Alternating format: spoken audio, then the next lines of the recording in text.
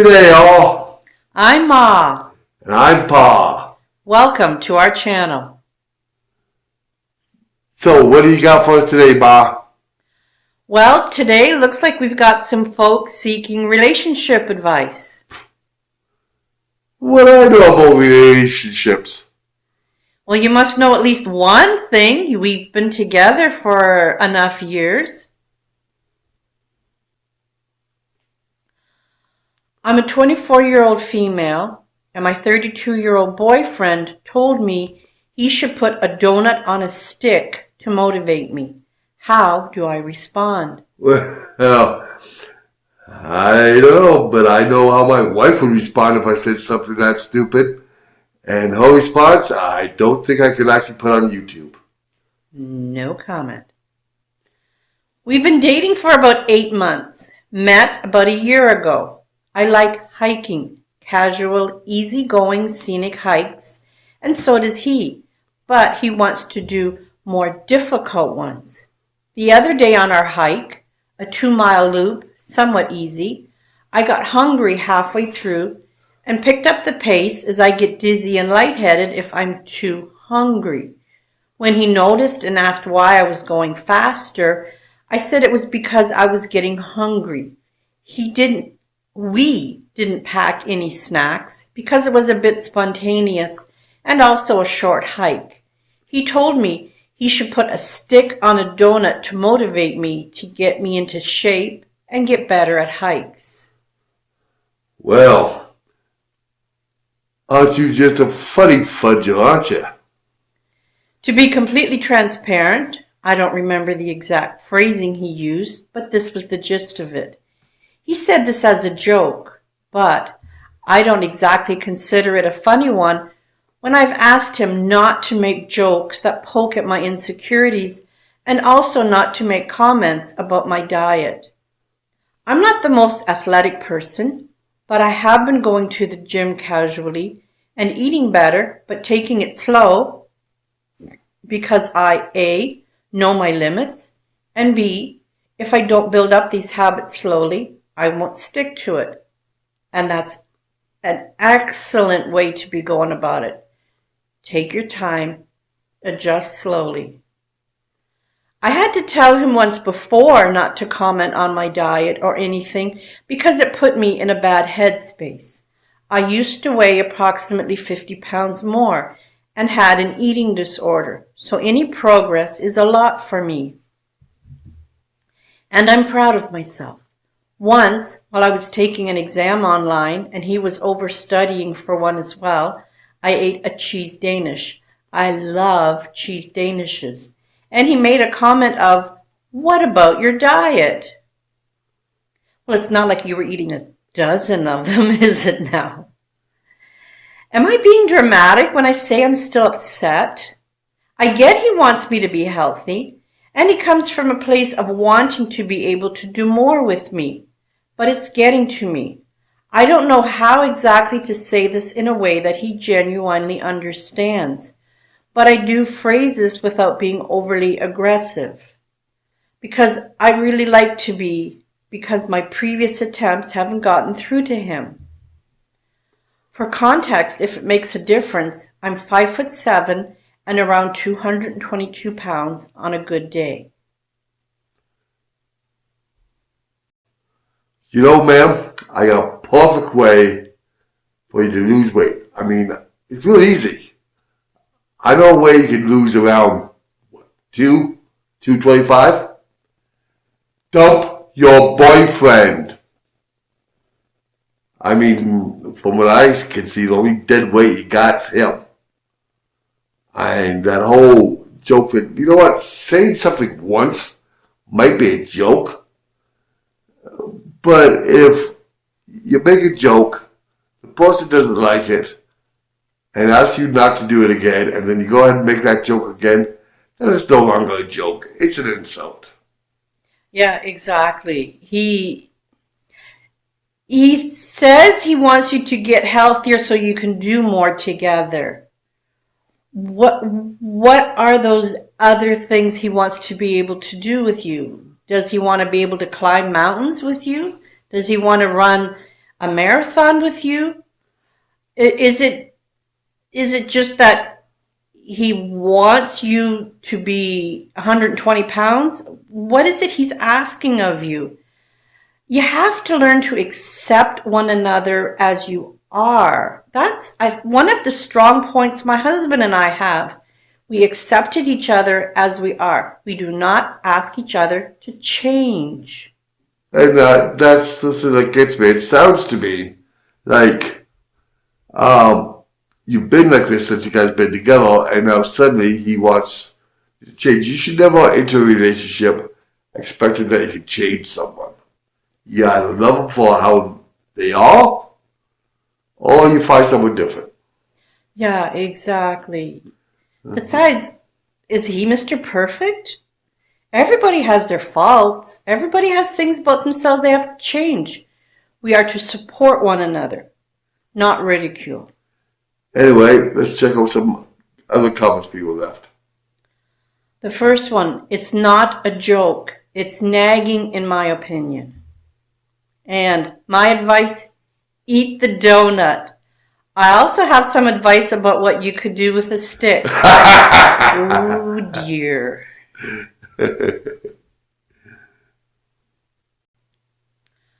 I'm a 45-year-old female, and my 18-year-old daughter, against my advice, decided to come out to my wealthy, bigoted parents. They have now disowned her, and now I am being blamed. What can I do to fix this? This is going to be long, but I need some real help here because I just don't know what I'm doing anymore. I'm a single parent to 2 children, a 17-year-old son and an 18-year-old daughter, and the unfortunate daughter to 2 boomers, both in their 70s. What makes her unfortunate? I guess we'll find out. I guess.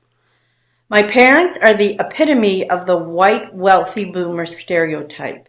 They are entitled, racist, sexist, bigots who misuse service workers for sport and think that attending church on Sundays makes them good Christian people. And now we know why she considers herself to be unfortunate. Yeah, going to church isn't enough.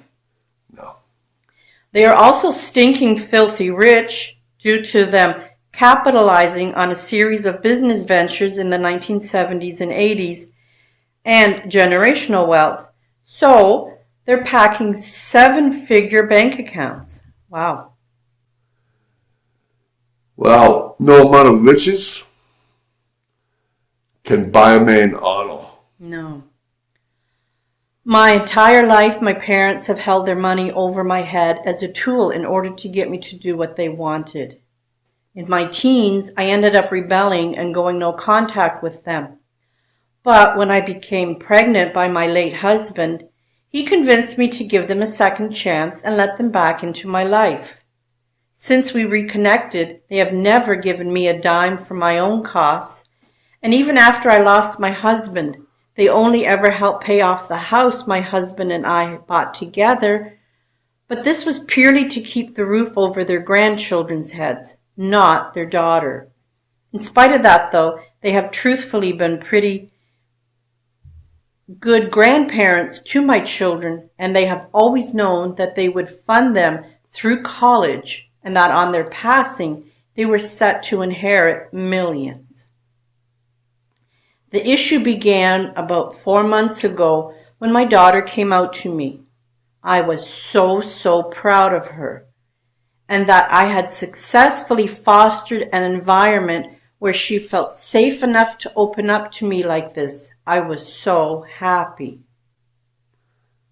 That's very good indeed. I mean, that's what we try to do. We want to make sure that our kids can come to us for anything, be it being bullied at school or something like this. We always want them to make sure they can discuss any subject with us. Yes, and that's one of the points of being a good parent. And knowing the fact that no matter what it is, we'll always have their back. Yeah. Unless they plan on robbing a bank, then we'll let them know that that's wrong. Anyway, afterwards, she broached the topic of extending the news to her grandparents, and that's where my smile faded. Uh-oh. The following is an abridged version of what I told her. I want you to be your true self, and I will never deny you that. But your grandparents come from a very different world to the one you and I occupy. If they learn that you're gay, it's not just that they won't be able to understand you, they are going to actively punish you for it. Every day, the world is becoming more and more difficult just to exist in, and your generation are eventually going to be facing challenges that my generation will never have to deal with. I want you to be safe and secure as you go forward in life, but because your father is no longer here to help support us, I've not been able to do right by you financially the way I wish I could have. If you come out to Grandma and Grandpa, though, you will not be their gay granddaughter. To them, you will just be another F word. They will cut you off. That will mean no more expensive gifts, no more car, no more free ride to college, no more private apartment, no inheritance, nothing. They will take everything away. Wow, that's a pretty tough choice. I hope you've got a good work ethic, dear. I told her that I was by no means asking her to stay in the closet. She can still live her life as out and proud as she wants. Get a girlfriend, experiment, but just do not advertise it on social media. And definitely not around my parents. My parents are old. They don't get out much anymore, and mostly just spend their time going back and forth between church, the store, and home, where they sit around reading conspiracies on Facebook. Wow. That's surprising. Yeah, really. They are also not in good health, and I do not see them lasting more than 7 to 10 years. I told her that if she plays her cards right and lays low around them, she will never have to struggle the way so many of her friends are struggling, and that when the time comes, she can choose to bury them in a rainbow coffin if she wishes. Oh, dear. 1 minute. I've never seen a rainbow coffin, have you? No, but I think that would be pretty poignant. At the time, she seemed sad, but she said that she understood, and we hugged it out, and that was that. Until it wasn't. Yeah.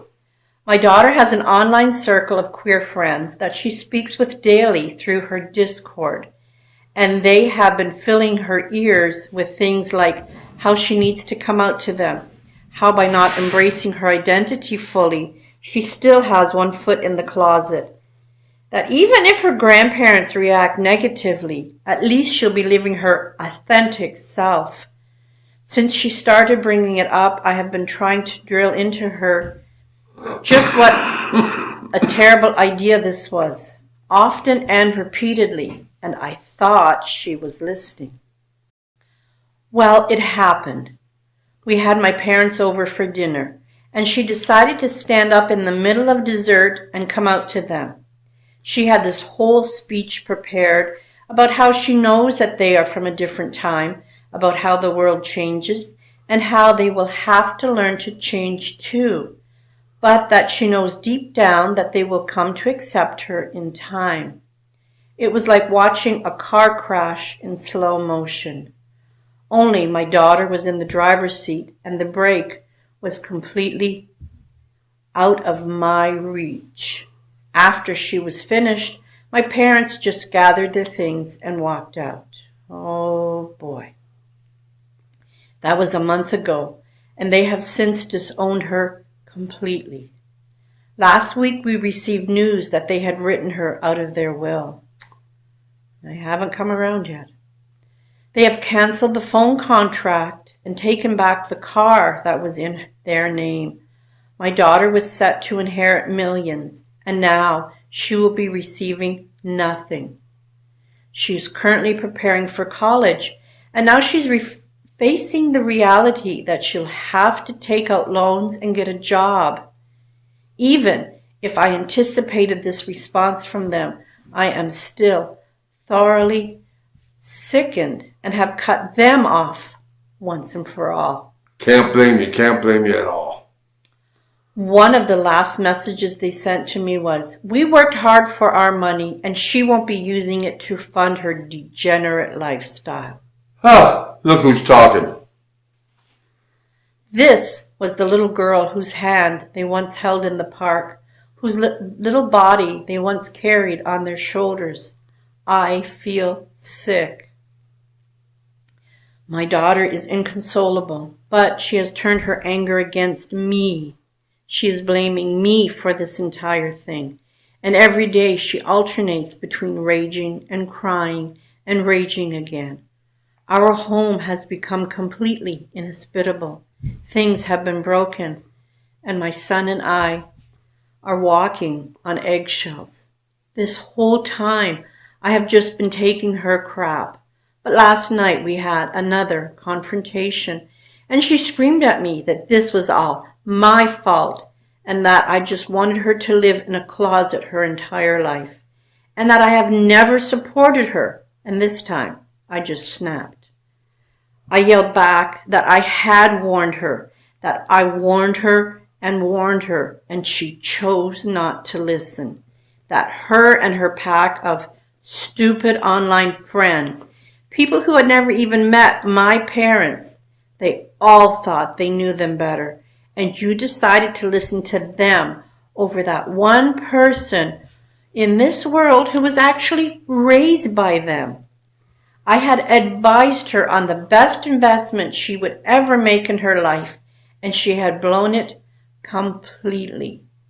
Since then, she's been upstairs crying in her room, and I just don't know what to do. How am I supposed to navigate this situation? What could I have done to protect her from this? Am I really at fault here? What could I have done differently? Ma'am, there's nothing you could have done differently. I mean, you warned her. You warned her, and you warned her, then you warned her some more. But in the end, she chose to listen to these knotheads on the internet, whom, we'd like to add, has nothing to win or lose from this. Had nothing at stake. But they had to put in their 2 cents.